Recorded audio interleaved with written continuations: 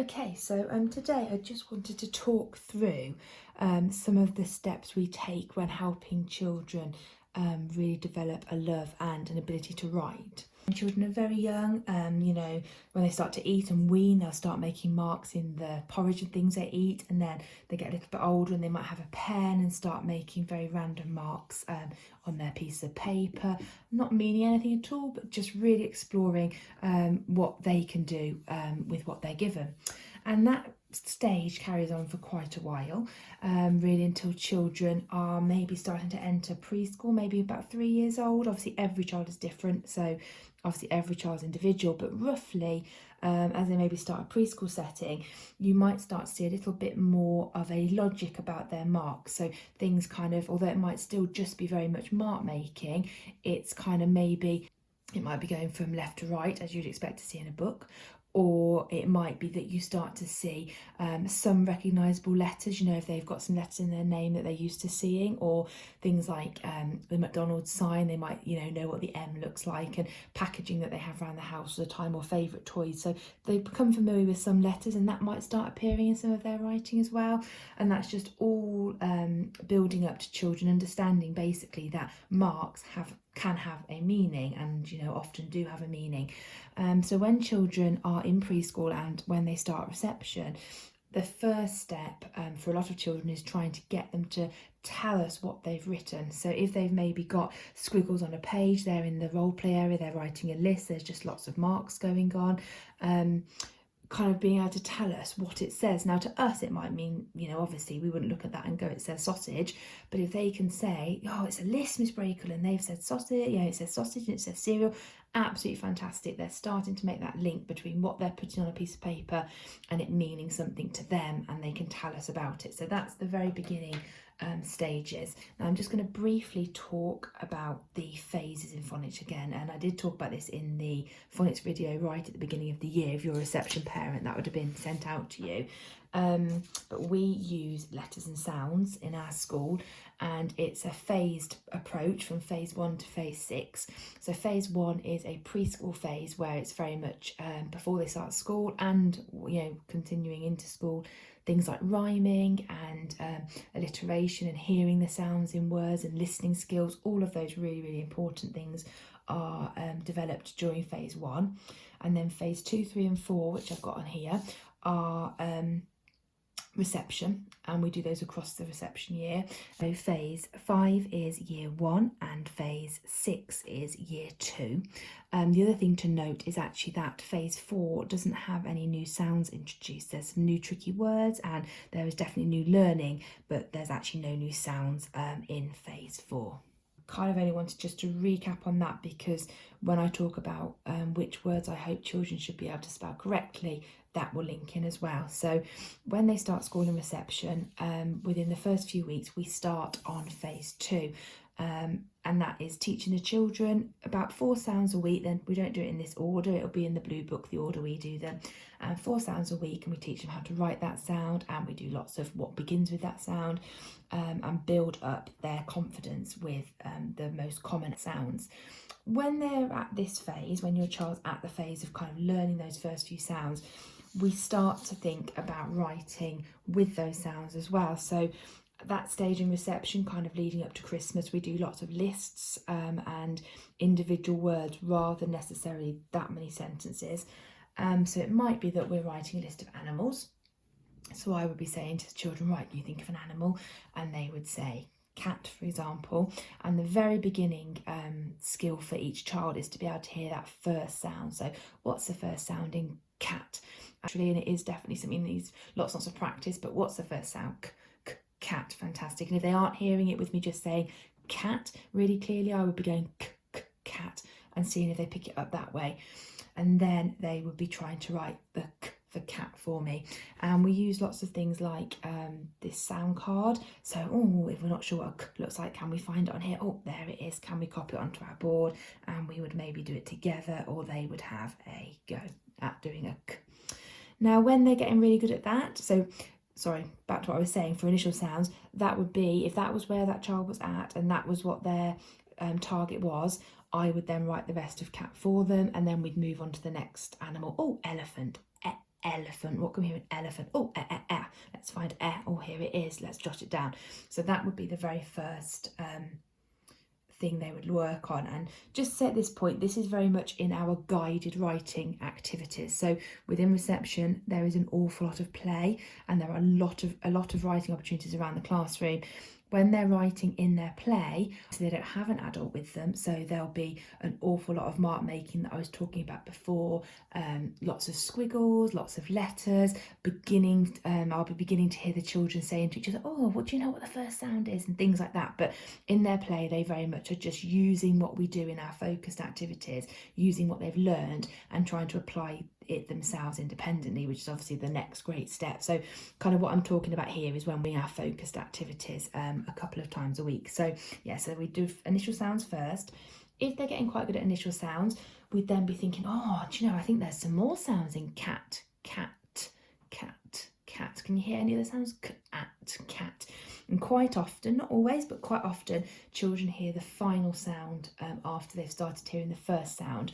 Again, some children hear the final sound before the first and things like that, but in general, it might be the last sound. So for cat, they might be going, oh, cat, oh, I can hear a t, fantastic, let's look for t on our sound card, and then they might write a t. My pen's not playing very well today. Right, I'm back with like my 18th pen, so we're going to try again. Oh, perfect, this one actually works. So yeah, they might start hearing that last sound as well. And then obviously the next step after that is the middle sound. So, oh yeah, k, k, k, t, cat. Fantastic. So we've gone from just the k to maybe the k and the t and then the as well. And you really pull that apart from them, segment it for them. You know, k, at. What can we hear? K, at. And you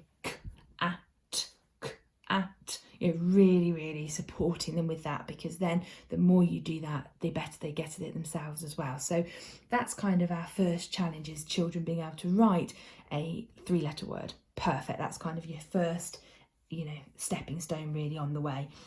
Once they're quite happy doing that, they're doing the 3-letter words, we then move on to sentences. Now, at this stage, just to say, obviously they might want to write something that they can't sound out as easily, or they can maybe sound out, but there's a sound within that word that they are not so sure of.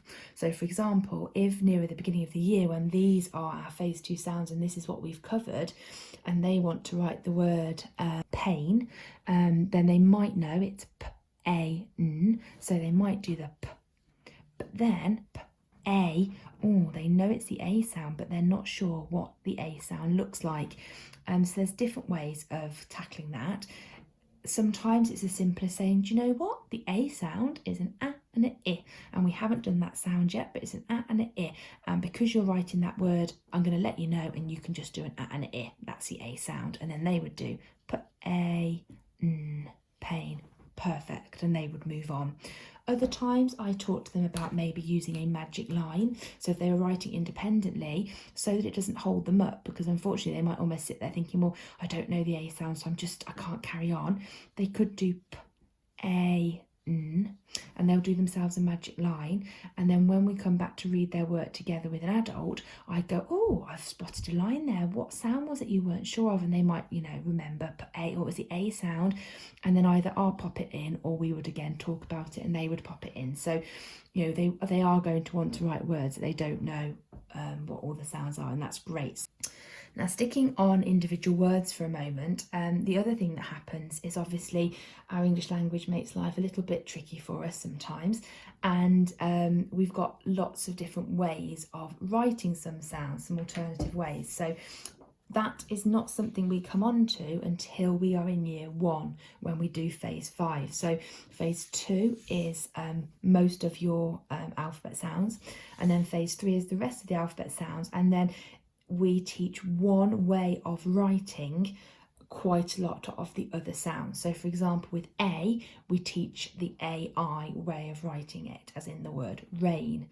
Now obviously as an adult, we know that there's lots of ways to write the A sound, as in the word cake, we've got a split digraph, and in the word say, we've got an A and a Y. So there's lots of options, but in reception, we pick one, we teach it, and that's our main focus. Therefore, if your child's in reception and they want to write a word and they hear an A sound, it's not important necessarily to worry if it's not the A sound that they know, because actually at that moment in time, that's the A sound they're confident with. Let them use it. So even though you'll look at the word and think, well, that doesn't actually say what they think it says, they've done their best to sound it out. So I'll show some examples of that in a minute.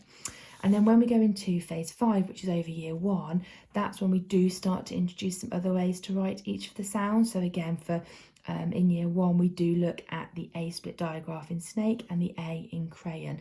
And we talk through, you know, when there is a pattern. So for example, when we're teaching the sound, ER, normally comes at the end of a word, whereas UR usually comes in the middle. So we teach them those skills in year 1.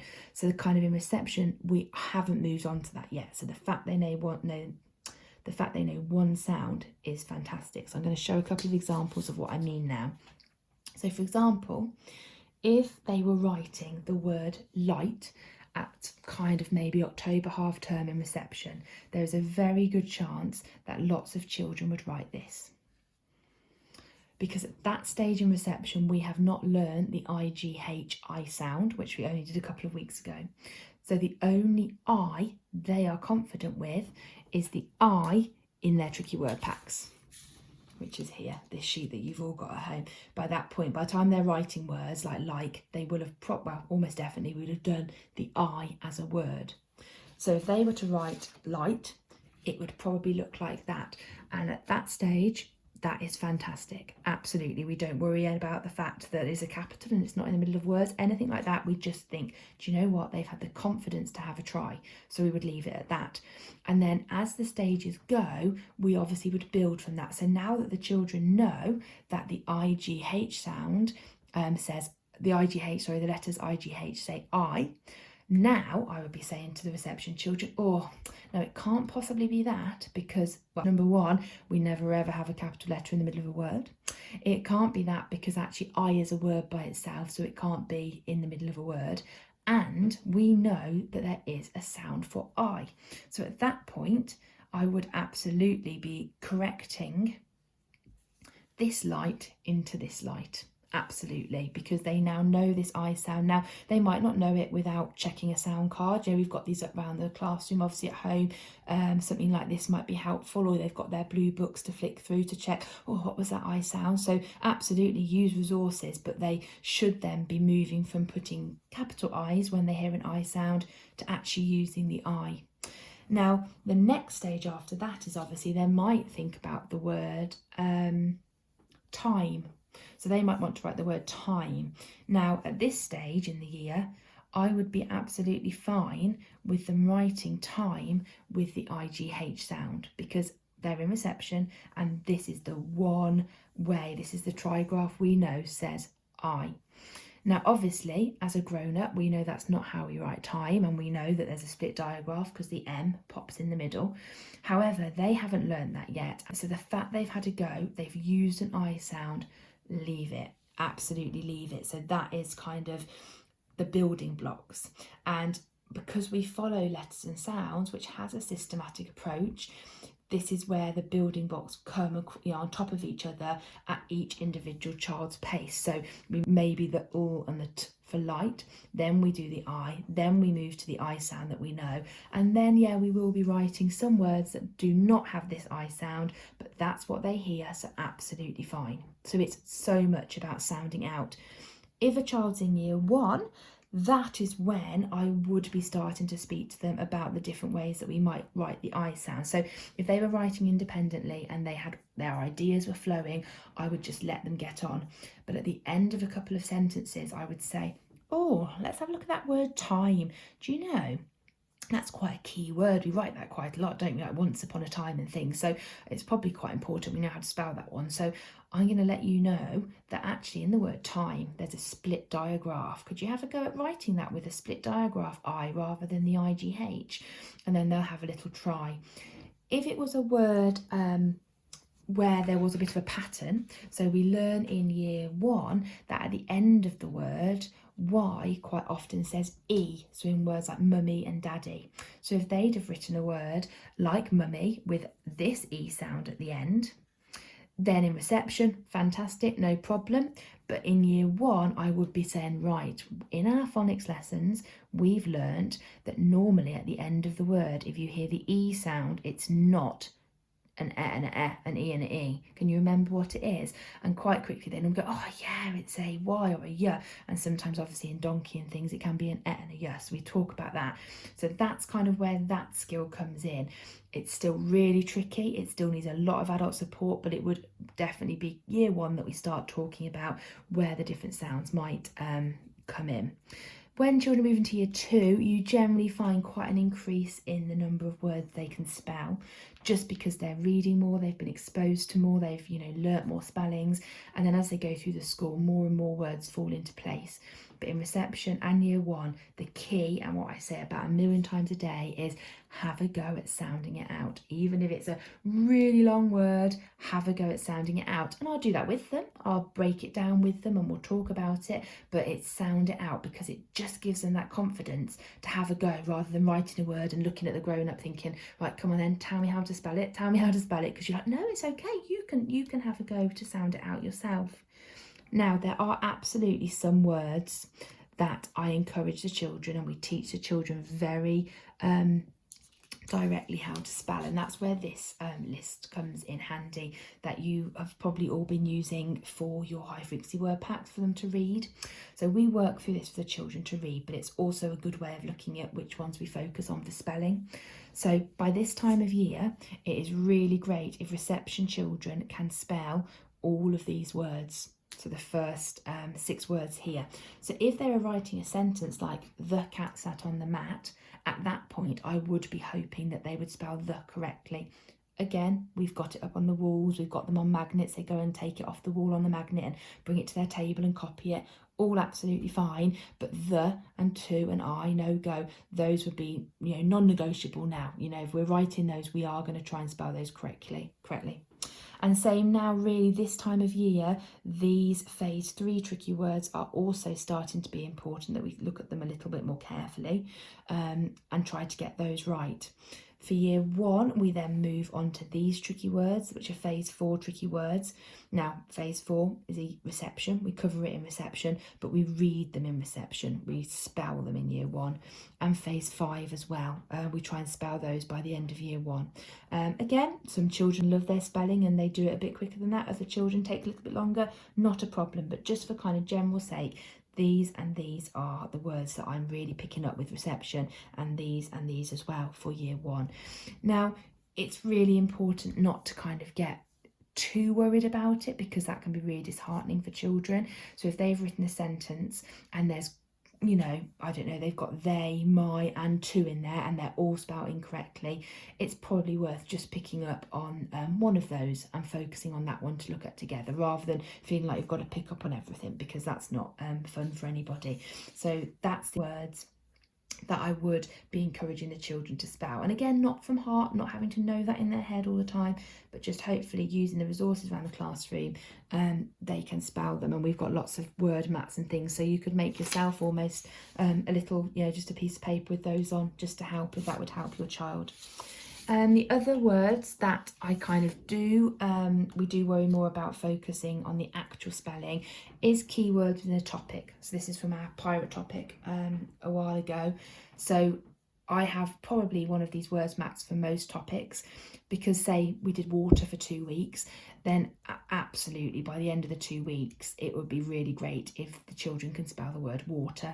Last week when we were writing about snowmen, we really looked at the word snowmen together and snowman, and we spelt it quite a lot together, and we had it on a keyword for us to use. So words that we're using all the time, we would also pick up on a few of those. So when we're moving on to, or when you're writing your story for One Snowy Night, then, Percy's name is absolutely a key word. So maybe have that written down for your child somewhere. Snow might be a key word, because that probably is going to come up a lot. Door, because they knock on the door a lot. Things like that. Maybe, no more than 5, but maybe just a couple of key words just to help them out. So maybe some keywords for whatever the topic is, and then the words on this list that are the words that your child's working on. And there's different ways to do that. So you could choose to maybe just work through some of these and ask your child to spell them and work out the ones that they need to work on next. That's, you know, something you could do if you wanted to. Just to say on this sheet as well, I'm really just focusing for spelling on the tricky words, because all these other words are high frequency words which sound out, whereas the tricky words don't. So if you're kind of looking at the sheet thinking, why am I ignoring these? That's just because things like mum, they would be able to sound that out. But yeah, that's just for reference. So if you need a copy of this or anything, let me know. Right, so I just wanted to model now kind of sentence writing. So I've talked a lot about words and how we you know, work on word building, but obviously the next step after that would be a sentence. So at the beginning of reception, after they've kind of done their words and we start moving to sentences, we don't worry about capital letters and full stops to start with. If we're doing guided writing in a group, or I'm doing it for the carpet session, I will talk about those things to get them used to the vocabulary. But the main thing we focus on are finger spaces, because obviously it's tricky to read if there aren't any of those. So say your child wanted to write "the cat sat on the mat." So they'd be sat down with their pen, and we talk about how to hold our pen properly, because obviously that's quite important, you know, to have your 3-finger grip. So we go, right, what's the sentence? The cat sat on the mat. So that's 6 words. The cat sat on the mat. Right, the first word, the. Oh, we know that one, don't we? Can you remember how to spell it? If not, go and grab your word card or something. But we know that the is a word that hopefully we can spell. So we're going to start with the. Okay, and then we're going to do a finger space. And we actually use our finger for finger spaces. So the cat. So I want cat now. How do we spell cat? K-at, cat. And some children will do that independently. Some children will need a bit of help to sound that out. Either way, absolutely fine. Finger space, don't forget a finger space. The cat sat at. Oh, I'm not sure what s looks like. What does s look like? Oh, I'm just going to grab my mats. Oh, yeah, that was, okay, yeah, round. S, at, sat, okay. The cat sat, finger space, on. Oh, I can't fit anything else over there, so I need to start down here. The cat sat on the, finger space, mat. Right, let's check it makes sense. The cat sat on the mat. The cat sat on the mat. Fantastic. Now, when that becomes easy for your child and they're doing that kind of thing without too much thinking about it, absolutely talk about maybe having a full stop at the end and maybe swapping their first letter for a capital. But that shouldn't be until they really are becoming quite confident with writing simple sentences. Now, obviously, as I say, the chances your child's going to pick a sentence which has got words that they can spell is quite unlikely. So if they come across a word that they can't spell, check, is it on that, you know, is it on this list? Is it something that maybe they should be trying to spell? If not, sound it out. If it is, work together. So that's a sentence, and then obviously the sentences would build up to make a story, and we talk about things like joining sentences using and to make them more interesting, having interesting openers. All of those things build up as the children go through year 1 and into year 2 and much higher, obviously. So finally, I just kind of wanted to do a sentence or two that may well come up for you next week with you writing the story, just to show you some examples of what might happen if the children come across a word that doesn't sound out quite so easily. Something else just to be aware of, obviously, if there's maybe 4 sounds in a word like went, it's very, very useful for children to just write wet for went. If they're flowing and their writing's going and they're getting their ideas down, just let them go. But then at the end, when they've done their few sentences, just maybe go, oh, do you know, today I've noticed that, you know, you've done so well, but that word there says wet, and I think you wanted to write went. Should we have a go at that together? Wet. Oh, and normally they're like, oh, there's an in it, and they can, you know, sort that out and write it above or something. And that's the same with backwards letters. You know, it's very normal for children in reception and year 1 to be forming letters backwards. it can be really disheartening to constantly be having to stop and change those. So let them do a sentence or two and then maybe go back and go, oh, just notice some of those curly cut letters, like your A and your D aren't going quite right. Let's have a little practice ready for tomorrow. So if there's 5 or 6 letters, maybe just pick a couple that, you know, you can see. A, if they're in their name, they're really important, or B, are letters that are going to come up in the English language more often. You know, lots of children struggle with a Z, but it isn't all that common, so it's not one to worry about as much as, say, an A. Okay, so you're doing One Snowy Night this week, so I'm just going to do a little bit of an example of what might happen when your child starts to write their story tomorrow on Monday. So they might want to start with a good opener, which would be really great. So obviously it starts with Percy in the park. So they might want to start with One Frosty Morning. So first thing they're going to want to do is sound out 1. Now for a year 1, they know the number 1. So there's a really good chance, and it is probably a key word, to do that correctly for year 1s. For reception at this time of year, if they were just to sound that out, one, not a problem, you know. And it, you know, absolutely, you can say, well, you know, if they say to you, is that right? You know, I'd say things like, but you've sounded it out beautifully, so that's absolutely fine. Or it's not quite how grown-ups write it, but great sounding out. Move on from there. So 1, finger space. So frosty, and so E. So they know the E sound. Reception, absolutely. Year 1, for now, let them carry on writing, otherwise they're going to feel like they're being stopped after every single word, but that would be something at the end to come back to and say, not at the end of a word for that one, but reception, absolutely. So 1, frosty, finger space, day, D-A. Now again, very dependent on which year your child's in, because that is the A sound. Reception, no. Year 1 should know that an A-Y is the A sound that comes at the end of a word. So it's something else maybe to chat about. So 1, frosty day. Percy, now we talk a lot about capital letters for names, and Percy may well be a good one to have on a board in front of your child just to help them out. So 1, frosty day. Percy sat on his bench. Oh, I know it's ch, but I can't remember. Get your blue book out, help them, not a problem. Cut and her. 1, frosty day, Percy sat on his bench. Maybe full stop if they're starting to use those. You could maybe talk about capital letter if they're feeling confident. It really is important you just go with your child, see what you think they're ready for.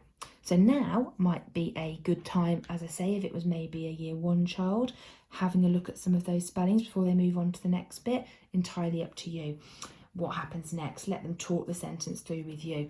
Oh, I think he was feeding the birds, wasn't he, in the story? Yeah, he was. Should we talk about that? Or what about the fact that he lived in a shed? We described the shed last week. So what words did we use for shed? Oh, we used wooden and we used cosy. So could we write Percy lived in a cosy wooden shed? Oh, that would be perfect. So let's have a go at that. So we know Percy because it's one of our keywords. Percy lived. Now that will probably happen for lived, quite likely. Again, it is a year 2 spelling pattern to know that the D at the end of the word is an ED. Leave it like that, not a problem. Percy lived in finger space, oh, we did the with reception last week, so we should be thinking about that one. Done, finger space, and what's the O sound?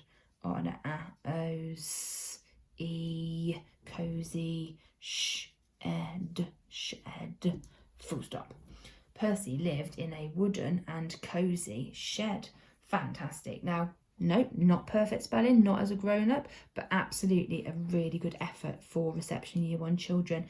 If I was working with a year 1 child, I'd look at this E at the end of the word, and I probably would be thinking about the capital letters. Okay, so that's just a really quick example of what writing you might start to see when you start to write your story. I would hope on most days that if you've got a reception child, Again, every child's so different, so it's hard to do this in general terms, but generally they might be writing 4 or 5 sentences each day for their story.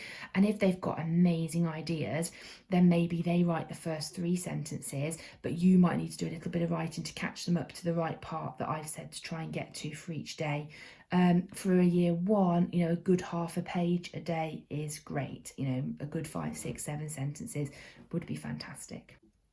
When you're writing with your child, try and mix it up a little bit. So maybe 1 or 2 sentences you do very much together, you sound the words out together, but then it's also really important just to let them have a go, and that may mean they do miss their finger spaces and they totally forget to use them. That may mean that they don't hear very many sounds in some words, but it's really, really good practice to let them just have a go and then come back to modelling it and doing it together, and then they have a go. So they really start to build up the independence and the confidence to have a go without an adult with them all of the time.